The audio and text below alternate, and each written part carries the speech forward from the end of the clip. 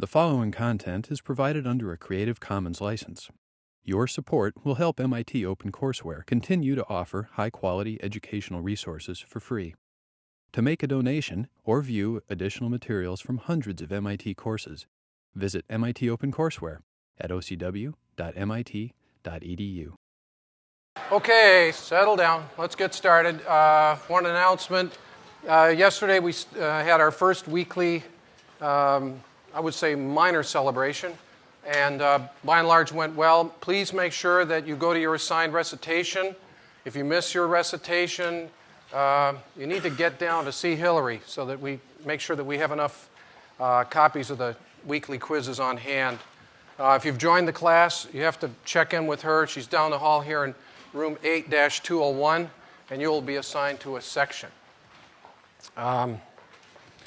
What else do I have by way of announcements? Oh, yes, just reminding you, this was from 2003. See, it doesn't change. It's the same S block, P block, and D block elements. Right? So that's coming up a week from tomorrow. 2 celebrations next. And, of course, the contests with hot prizes. All right, let's get down to business. Last day we looked at the Rutherford-Geiger-Marsden experiment. Oh, there's one other one. Oh, yeah. If you look at the readings, there's this one section called the archives. My predecessor, Professor Witt, wrote a set of lecture notes, and they look something like this. And some students have said that they find these a little more expository in certain sections on certain topics than the book to be. And I have no preference, but if you take a look at this, it'll say LN1, Lecture Notes 1. If you go to this, read this. If you find that's helpful, good. If you don't find it helpful, then stick with the book. Just letting you know what that is. All right, so last day we looked at the Rutherford-Geiger-Marsden experiment in which a high-energy beam of alpha particles bombarded a thin gold foil. And on the basis of the scattering results, namely most of the particles went through with minor scattering, and a tiny fraction of them were scattered through large angles. The Thomson plum pudding model was rejected in favor of Rutherford's nuclear model of the atom. And then subsequently, Bohr came up with a quantitative representation of the Rutherford nuclear model, and we were partway through the treatment of Bohr last day when we adjourned. So let's pick up the thread from where we left off. And so just to remind you, the Bohr model is for a 1-electron atom gas phase. So this is either atomic hydrogen, it could be helium plus, lithium 2 plus, Röntgenium 110 plus. It doesn't matter how many protons, there's always only 1 electron. And it's a planetary model. The positive charge concentrated in the nucleus, Z, is the proton number. And at a distance r from the nucleus is a circular orbit in which resides 1 electron. It has a charge of -e. And I've just designated them Q1 and Q2. You could have done it the other way, but I had to choose something. So we went through and looked at the constitutive equations here. So first of all, the energy of the system, and this is only going to be the energy of the electron because we assume that the nucleus is far more massive, and so we don't have to get into things like reduced mass or anything like that. So just measure the energy of the electron. Half mv squared is the Newtonian component, and then the Coulombic energy that's stored is Z times E squared over 4 pi epsilon 0 r, where epsilon 0 is the permittivity of vacuum, and it's the factor, the 4 pi epsilon 0 is the factor that allows us to take electrostatic energies and put them on the same plane as mechanical energies. When we run through this, we always end up in joules. Then there's a force balance to make sure that the electron neither falls into the nucleus nor flees and breaks free of the atom. And the force balance is if you put a ball at the end of a string and you whip it around on a tether, you have a centripetal force that's trying to get the ball to break away, and then the string is pulling in. So the pull in this case, is the Coulombic force, and the force that makes the ball want to flee is this mv squared over r, and that must be net 0, otherwise we're going to have a shift in orbit.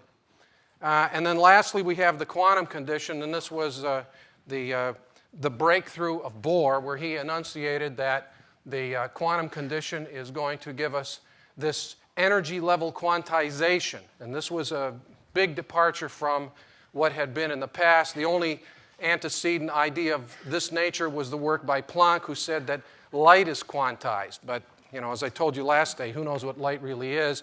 The Newtonian notion of a ball orbiting was very compelling here, and the notion that the movement of that electron could in some way be discontinuous was quite a major departure. So I left you last day with 3 equations and 3 unknowns, and what I'm not going to do right now is solve the equations, because I've been lecturing long enough to know that that's the way to kill interest, quench a lecture. And so if you really want to go through the algebra, be my guest. You're smart enough to do that. Instead, I'm going to show you the results, but those are the 3 equations that you need.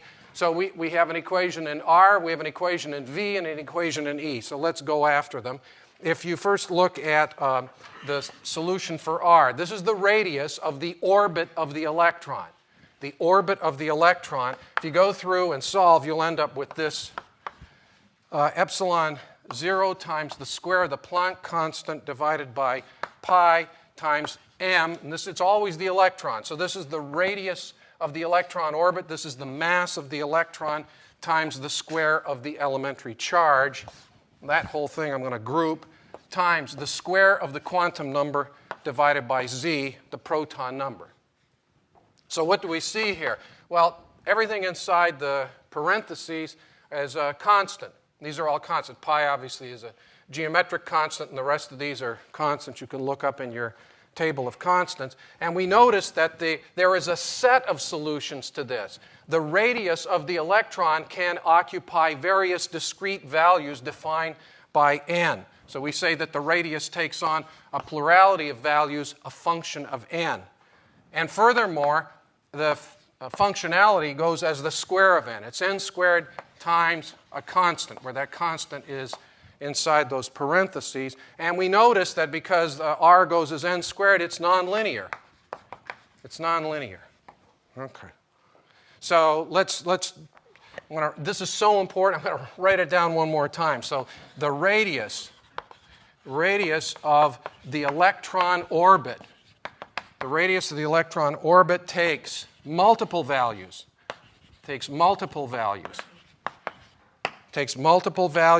And they're discrete. The physicists like to use a different term. When something is discretized, the physicists say it is quantized. So these values are quantized. You cannot continuously vary the radius and nonlinear values. Multiple values. So let's plug in, and because I want to get a sense of scale. So let's look at the simplest one. The most primitive one electron atom would be hydrogen, in which case Z equals 1. So I've just got a proton orbited by an electron. So look at atomic hydrogen. So in that case, Z equals 1. And I'm going to look at n equals 1, which is the lowest number here, right? R scales as n squared. So the lowest value of R is obtained when n equals 1. And this is termed the ground state. The ground state. Okay. So I want to ask, what is the radius of the electron orbit ground state in atomic hydrogen? And if I plug in these values, I'll call this R sub 1.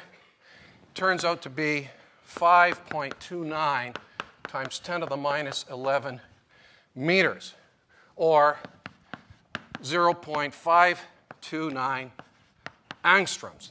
I love the angstrom. It's a great unit. It's not an SI unit, but I like the angstrom, and I'll show you why. If you try to express this in SI units, well, there's 10 to the minus 11 meters. The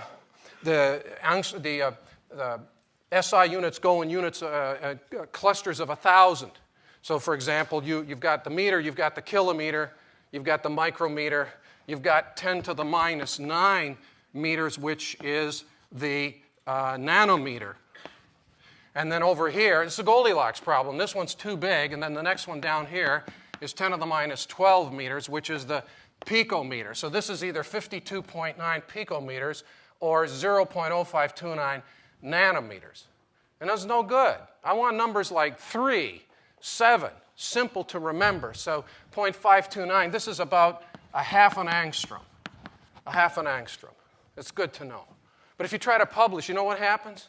In the scientific literature today, the literary lions that control the journals, they'll circle that and say, got to convert to SI units, and so they got to write some goofy nanometer thing or something.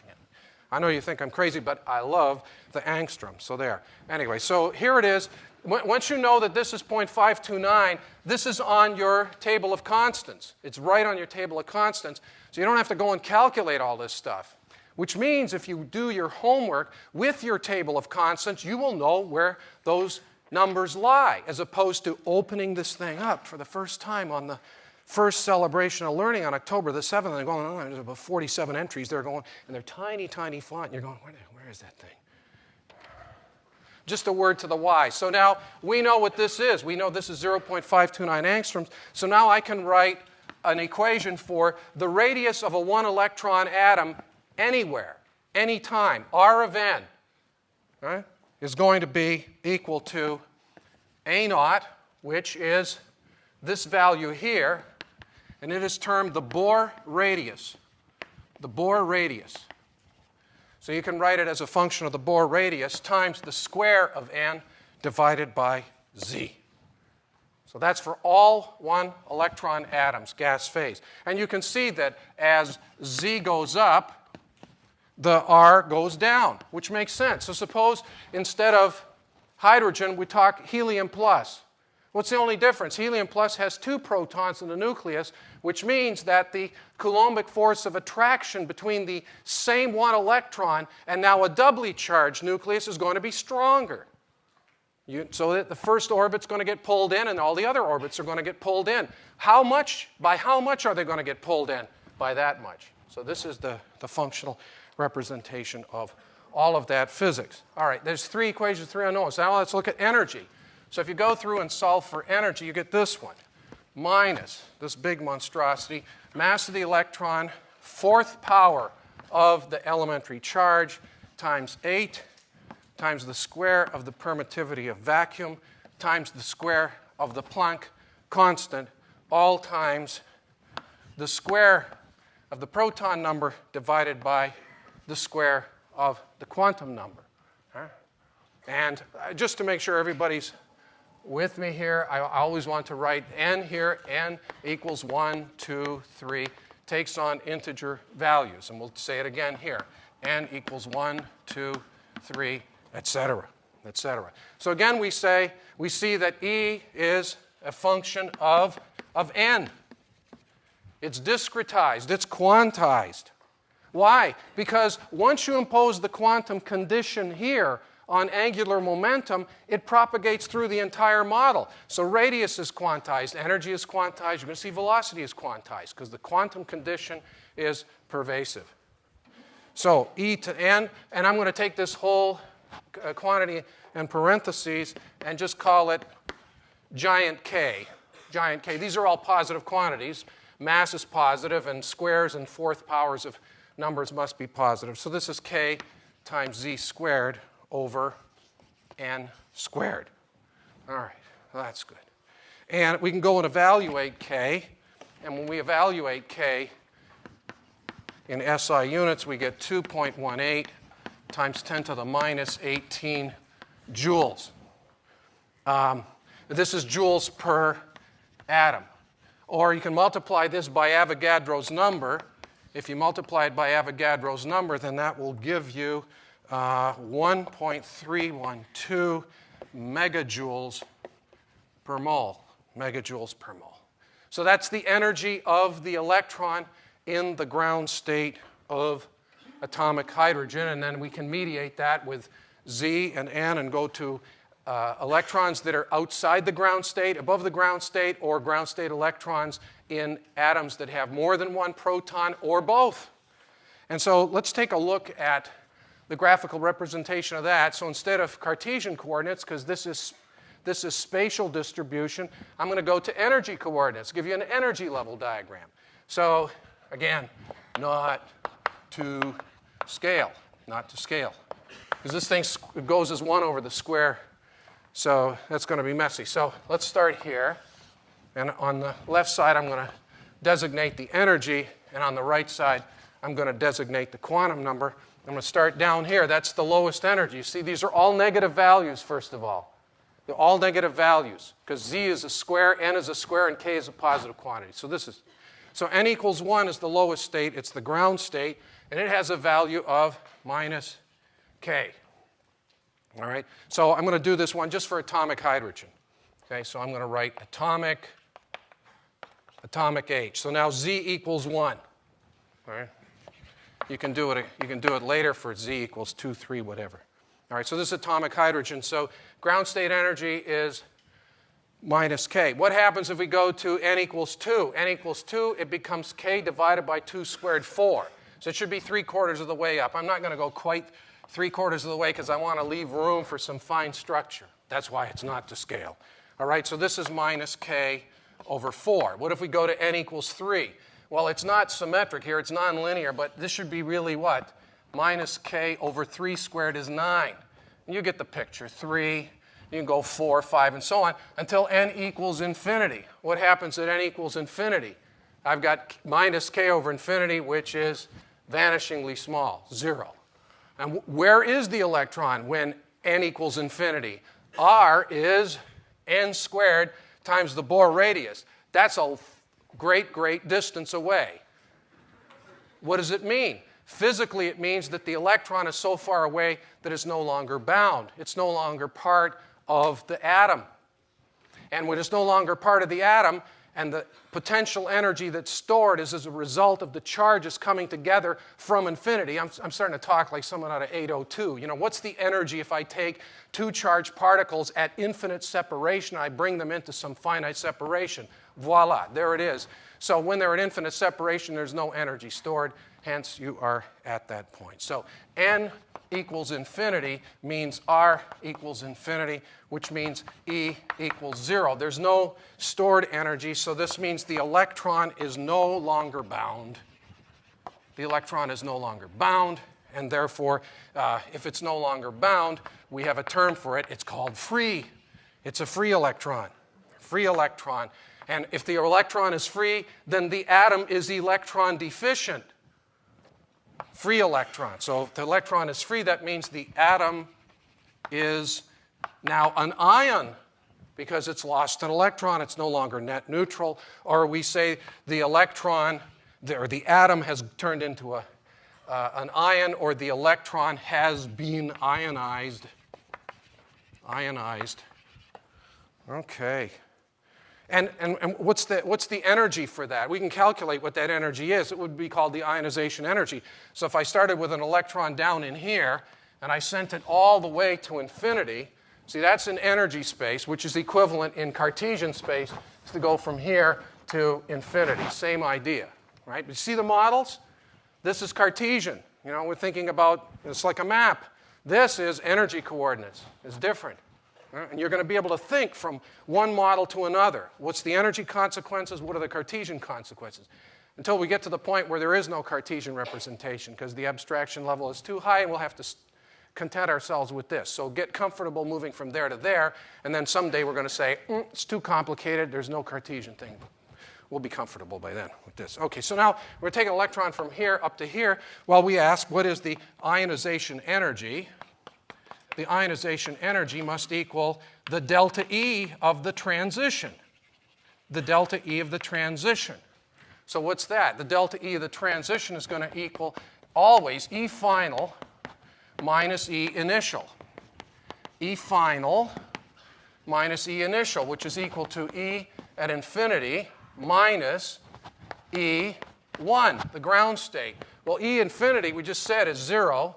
And the ground state energy is equal to minus k, so minus k is k. So you also get the energy from infinity down to ground state is the ionization energy. So we can define the ionization energy define ionization energy in terms of this transition. Define ionization energy as the minimum energy to remove an electron. To remove an electron from the ground state,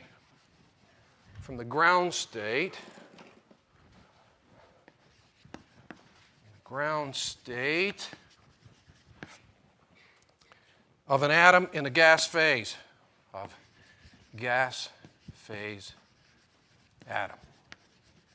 So that means there's no solids, no liquids. There's no work function here. There's no lattice energy, and so on. So there's a definition of the ionization energy. And we can be a little bit more elaborate, even though right now I'm just going to do a little break here, so I don't want to mislead people, but just an aside, because I'm nonlinear. I can have multiple conversations at once, and you are capable of stacking. So we're going to break now. We're not going to talk about one electron atom. We're going to follow the thread of ionization energy. So I'm going to take lithium, which in its normal state has 3 protons, 3 electrons. So I'm going to take lithium gas, and I'm going to ionize it and make lithium plus. So this is a lithium plus ion in the gas phase. It's still got 2 electrons, right? So this isn't Bohr model stuff, but anyway, here we are. Plus electron. So the energy for this action would be called the ionization energy, because I took a neutral atom and I pulled an electron out of the ground state and so on. So this is ionization energy. But now I can continue this process, and I can take lithium plus, right? And I can lose an electron from that, which will then give me lithium 2 plus. And this is called also an ionization energy. This is called the second ionization energy. So this is the first ionization energy, but just as when you write an equation, if the coefficient is 1, you don't write the 1. You just put, I don't write 1 lithium here. I know it's 1. This second ionization energy. And then I can keep stripping away electrons, and I can take lithium 2 plus in the gas phase and take away that electron, leaving me with just the lithium nucleus, lithium 3 plus electron, and that's called the third ionization energy. Okay. Now, what can we say? What's the relationship here between any of this, except the definition, and the Bohr model? Well, the Bohr model applies only to 1 electron atoms. Are there any 1 electron atoms on this board? So we can calculate the energy, the third ionization energy. We can get that from the Bohr model. From the Bohr model. You can do it in your head. Do it in your head, right? It's K times Z squared right here. It's going from 1, so if this is 2.18, it's going to be 9 times that, right? Trivially. Okay, so this is just 3 squared times K. And this one you got to get from the literature. So you're going to go to primary sources, which is why you're going to learn how to use the proper database. And this one here also you get from the literature, but this is on your periodic tables. Your periodic table, one of the data points it gives is the first ionization energy of all of the elements. And so even though lithium normally is a solid at room temperature, the ionization energy for lithium, as given on your periodic table, is for this reaction. It's for the gas. Right? So that's all there. Anyway, so that's a little aside. All right, now the last quantity that we could get from the Bohr model is V. V, the velocity, and I solved for the velocity. We don't talk about this very much, but we're going to just do so once today. And here it is. So I went through the algebra, and you get NH over 2 pi mr, where r is the radius. There's the quantum number. This is quantized as well. So I regrouped this, and I already have a nice, cool expression for r in terms of the Bohr radius. So I use that, because that's on the table. So this is 2 pi times the mass of the electron times the Bohr radius, half an angstrom, see? Half an angstrom, times z, proton number, divided by n, where n equals 1, 2, 3, and so on. So let's, again, get a sense of scale. So let's try for sense of scale. Sense of scale. Let's do velocity of the ground state electron in atomic hydrogen. So that means z equals 1, n equals 1. So I plug in the numbers, and I get V1 for hydrogen, atomic hydrogen, gives me 2.18 times 10 to the 6th meters per second. 2.18 times 10 to the 6 meters per second. I don't know, is that fast? Is that slow? I don't know, but I do know this much. I know that the speed of light is equal to 3 times 10 to the 8th meters per second. 3 times 10 to the 8th meters per second. So 10 to the 8th divided by 10 to the 6th, 2 and 3, that's roughly 1, speaking as an engineer, who cares? So this is about 1% of the speed of light. 1% of the speed of light. That's pretty good. That gives me something I can hang on to. So I would say that if this thing's zipping around at 1% of the speed of light, I would say that's relatively fast. Let me tell you that one more time. 1% of the speed of light, that's relatively fast. So what that means is, remember last day I told you that Bohr simply dismissed the concept of the use of classical electrodynamics down to atomic dimensions. Well, here's another example of why a lot of these assumptions aren't going to work so well. We're talking about the ground state electron velocity in this putative planetary model of a one-electron atom, and you're already getting into relativistic effects. So just another example that by the way, why do we use the letter C for speed of light? It comes from the Latin word celeritas, which means swiftness. And we get the modern word acceleration, deceleration from that. Okay. All right, so the Bohr model, we've now rolled it all out. We have the energy portrait, we have the radii, discrete, we have quantization, and we have velocities if we ever want to look at those again. Now, what's the next thing we do in science? We compare the predictions of the Bohr model with data. Are there any data to support this? Because remember, all Rutherford said was, plum pudding doesn't make sense. Instead, I'm going to concentrate the positive mass in the center. And then Bohr came along and said, not only is it going to be a planetary model, I'm going to have circular orbits. So now we've gone a long way from Geiger-Marsden. So is there any data? Well, there were data. In 1853, remember, Bohr published this in 1913. In 1853, there was a spectroscopist by the name, I'm not going to tell you his name, Sweden, in Uppsala, Sweden. And his name was Ångström. And Ångström was doing experiments on hydrogen in gas discharge tubes. Okay? So he measured emission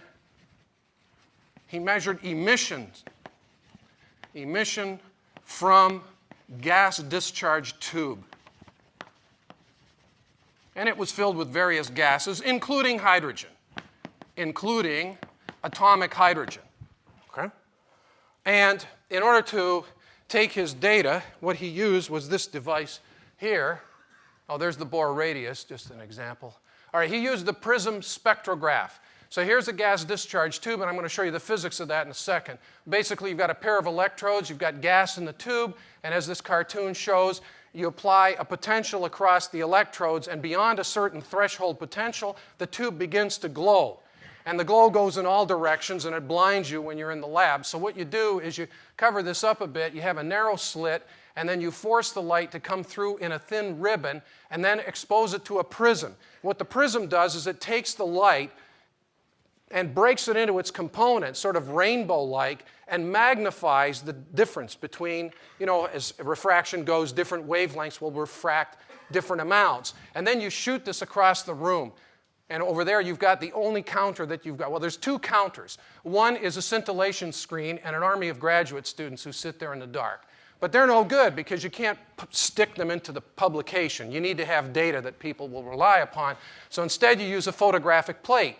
And if you put even a tiny, tiny angle of separation across a great enough distance, you start to get enough line splitting that you can see. And then you go backwards and you know the geometry here and you can figure out what the wavelength must have been to go this distance, et cetera, et cetera. And these are all color-coded, not because they had color film in those days, but just to let you know that 656 nanometers, if you were sitting there, if you were the graduate student sitting there, you'd see a red line, a green line, a blue line, and a violet line. Okay, so that's how he made the measurements. Yeah. And he published those measurements. And so they lay.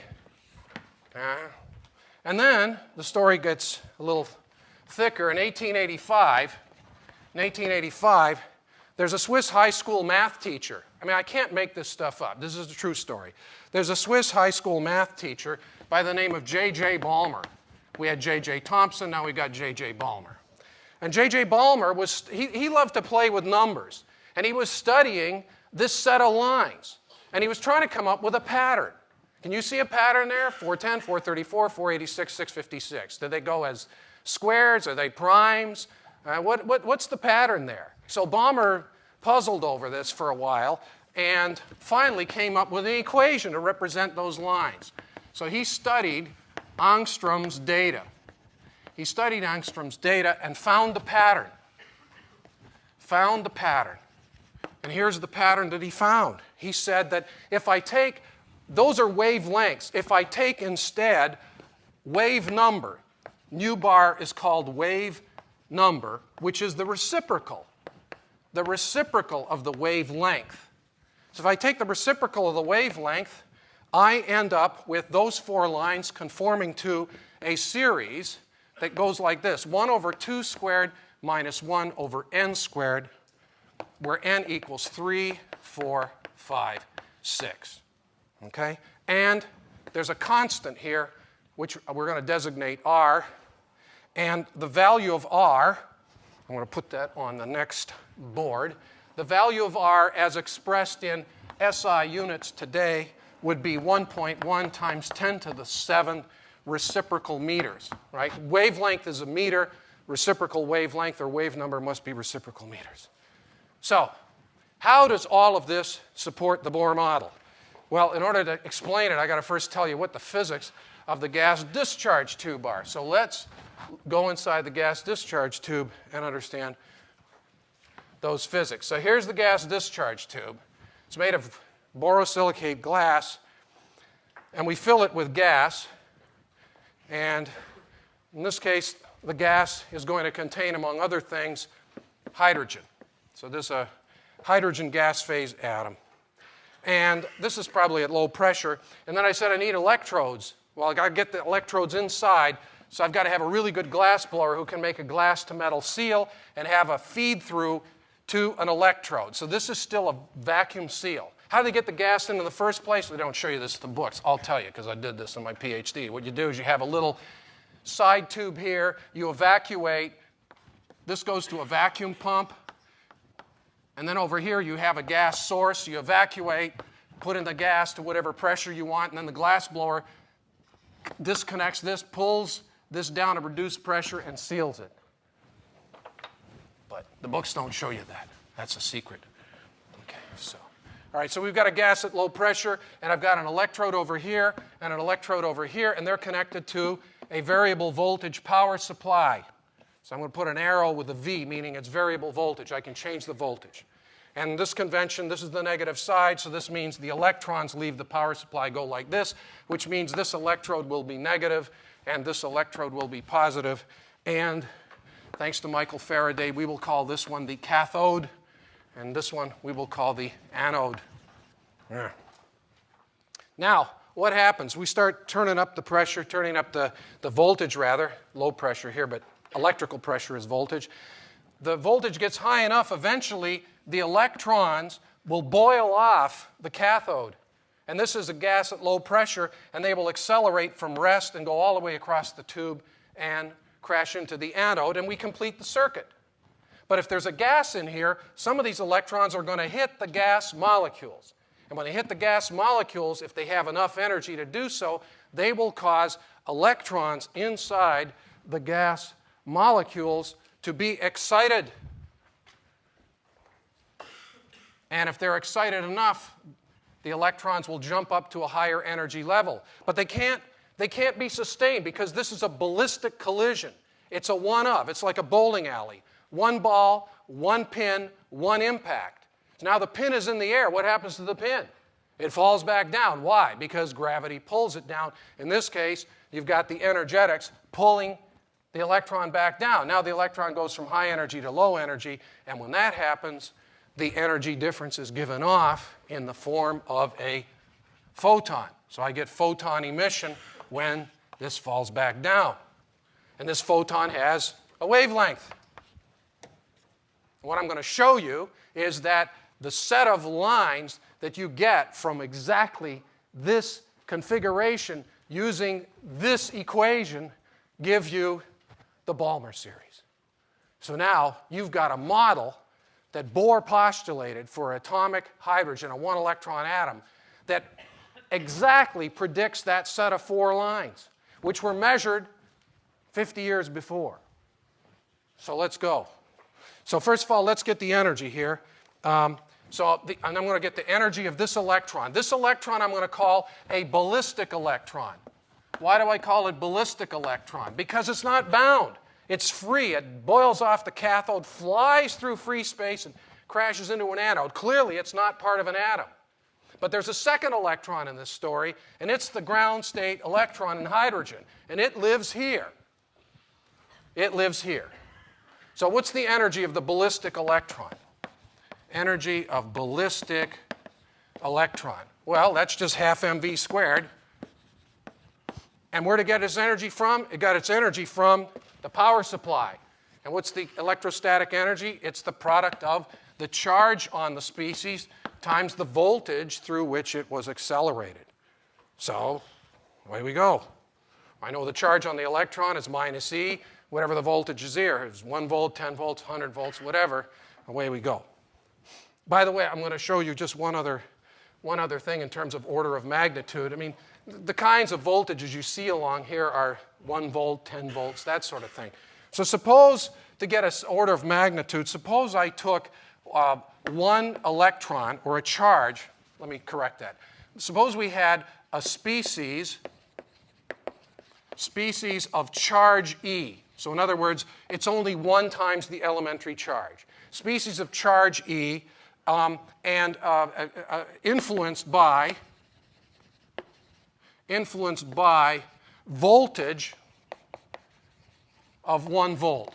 So this is 1 in the voltage units and 1 in the elementary charge units. How much energy would that be? That's equivalent to making 1 volt and accelerate an electron from rest across this gap. And the result would be, the energy then would simply equal 1.6 times 10 to the minus 19, 10 to the minus 19 coulombs times 1 volt. And what's the energy going to be? Well, I got coulombs times volts, and I don't know, how do I convert one to the other? I don't have to. Why not? Because that's an SI unit, and that's an SI unit. This is an energy, so with impunity, I write 1.6 times 10 to the minus 19 joules. That's the beauty of SI units, okay? So that's the good news. I know it's joules. The bad news is I hate this number. It's a stupid number, 1.6 times 10 to the minus 19. It's crazy. Why don't I come up with a number like 3, 7, yeah? So what I could do is I could define a unit such that when the elementary charge is accelerated across the unit voltage, I would call that unit 1 electron volt. And so somebody thought of this before me. And hence, this is the unit of the electron volt. It takes these crazy things that we've been spewing here up until now and rationalizes them to numbers that people can carry around in their heads. So what's K now? K is 2.18 times 10 to the minus 18 joules. Yuck. Let's convert that to electron volts. So I divide by 1.6 times 10 to the minus 19, and I get 13.6 electron volts. You'll remember that on your deathbed. Ionization energy of atomic hydrogen. Maybe we don't have to give out tables of constants. You just know this stuff. It's okay. All right. Now, one last thing about this. See? So this has got gas in it. This is the cathode. And this beam of electrons back in the 1800s, there was a popular term. It was called the ray. So instead of a beam of light, people referred to the ray of light. So then when they got to particle beams, they talked to them as rays. So this is now not an electron beam, it's an electron ray. And it comes off the cathode, and it's in a vacuum tube. So this could be called a cathode ray tube, a CRT. Now, See, I could flatten this, and I could spray it with phosphors, and then I could put some charged plates here. You know, the electron's got a negative charge. So if I charge these plates, and I was clever about how I charged them and varied the charge, I could raster the electron beam like this about 30 times a second, all up and down the screen. And then I could put some program signal in there, and I could sit here, and I could watch TV. It all started with the gas discharge tube. It says nothing about the content, unfortunately. Very nice physics, but no content.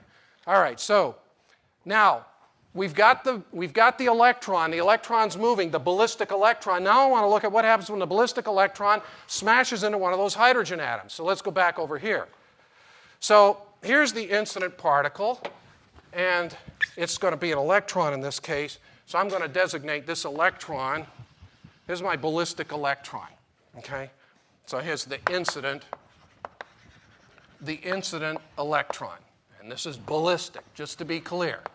It's the ballistic incident electron. Now, this is a mixed metaphor here because I'm representing this in Cartesian space, but I've moved into energy space. And so some people are going to get really upset because they're going to say, well, how can you see this is Cartesian? This doesn't matter. It's my lecture. It's my model. It works. I'm the professor. So we've got this mixed metaphor here, but anyways, it helps a lot. All right, so what happens when this thing comes in? Depends on how much energy it has. Depends on how much energy it has. Now, if the incident energy, if E incident is tiny, nothing happens. This thing just zooms right on through. But if the incident energy, if E of the incident ballistic electron is greater than delta E for any transition that's feasible, and in this case I'm going to assume I don't have thermal distribution of electrons. If I gave you Avogadro's number of hydrogen atoms because of the thermal distribution of energies, and we'll come back to this later, there might actually be at any moment some electrons that are thermally excited above the ground state. We're going to forget about that for now. We're going to spiral up the learning curve here. So first time we're going to assume all the electrons are in the ground state. If I don't have enough energy to go from n equals 1 to n equals 2, nothing happens. If I have more than enough energy to go from n equals 1 to n equals 2, I will take that energy, and the electron will jump, steal that amount of energy, and then this thing moves on, and I'm purposely making this vector shorter than the incident vector with that amount of energy robbed, and this is called the scattered electron. Go back to the bowling ball analogy. The bowling ball comes in with a certain energy, hits the pin, continues to roll, but you know that there's a loss of kinetic energy in the bowling ball. That's what we're seeing here. It's purely ballistic. Okay? Now, let's say we do have more than enough energy. Suppose I had enough energy to go from n equals 1 halfway between n equals 2 and n equals 3. There's only n equals 1, n equals 2. I can't take the electron up to n equals 2.3. It's unallowed. These are the only allowed states. So that differential amount of energy then resides with the electron that's ballistic, and it moves on here. So we've got conservation of energy here. We can say that E incident will then equal the energy that's lost in the transition plus the energy that's still left with the scattered electron. All right? And we can calculate what that transitional energy is. That transitional energy is going to equal half mv squared incident. This is the velocity of the incident electron. Will then equal, what's the energy to go from n equals 1 to n equals n? Whatever it is, it's minus k times z squared. If it's hydrogen, z is 1. It's going to be 1 over nf, the final quantum number squared, minus 1 over the square of the initial quantum number. And then what's left over after this has been robbed from the incident ballistic energy is a half mv squared of the scattered ballistic electron. Right? And the quantization dictates that only if E incident is greater than delta E going 1 up to n. Here I'm assuming everything's in its ground state. Later on, we're going to be more sophisticated. But for first time through, if all the ground state electrons, I have to have enough energy to go at least to n equals 2. I can go to n equals 3, n equals 4. In principle, I could have, if this thing had more than 13.6 electron volts, what would happen? It would kick this electron out, gone. And you'd have 2 free electrons. All right. So if it's greater than this, then we will get, the consequence is electron promotion. Promotion. Okay? So we're moving along. But this excited state is unstable. This excited state is unstable because it's like the bowling pin that got thrown up. So what happens? The electron's standing up there in n equals 2, for example, looking down to n equals 1, and it falls. When it falls, it gives off radiation, and that radiation is conservation of energy there. And what we know is when it gives off the energy of the emitted photon, the energy of the emitted photon must equal delta E of the transition falling from 2 to 1. And we know how to calculate that. That's just that thing flipped around. And this thing is equal to what?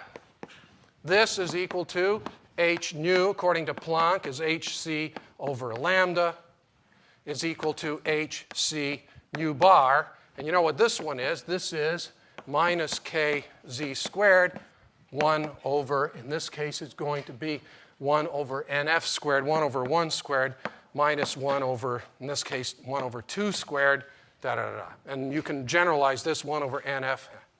So where am I going with this? Well, I'm going to flip all of this around, and when I flip it all around, what I'm going to end up with is this equation here. And better than that, I'm going to end up with this equation, and I'm going to end up with this as the constant. And when I get that, you're going to say, Bohr's done it. The data support the theory. So that's what we're going to do. But I think we're going to stop at this point today. So let me just jump. Here I mentioned to you that if you go, here is on your periodic table, there's the 13.6 electron volts. In case of lithium, this is 5.4 electron volts. 5.4 electron volts. So you can see all the various values. This, by the way, people, no noise. No noise. It's 11:52. I'm holding court till 11:55. I'm simply changing topics. It's not, oh, this is the part where I can talk to my neighbor. What are the rules? No talking, no food, no horseplay until 11:55. Then, still no horseplay, gentle talking, no food, no drink. This is a sacred space. I'm not kidding you. You know why? In this secular America, this is sacred space because this is where people learn. The lecture hall is sacred space. Now, here's the 13.6 electron volts, and there's the 1.6 times 10 to the minus 19 joules, and if you multiply those two, you'll get the 2.18 over here. All right. Here's a cartoon showing the photon, higher energy orbit, lower energy orbit, electron emission transition, right out of your book. And there's the postulate 6, and we're going to finish this up at the beginning of the Friday lecture. So here's the whole series, n equals 2 to, n equals, from n equals 3 to 2, n equals 4 to 2, and so on. The various, I'm going to see how that works. Okay. All right, so now I wanted to say that one of the things that we've learned here is that it doesn't matter what the incident energy is here, the emission is characteristic of the energy levels inside the gas. I could, instead of using an incident electron, I could use an incident proton. I could use an incident alpha particle. I could use an incident neutron. Anything that has enough energy to kick this up from n equals 1 to n equals 2 will result in photon emission of this frequency. That means the set of those lines is unique to the target. And this is the beginning of chemical analysis. I can use this to characterize species, to wit, stars. How do we analyze the composition of stars?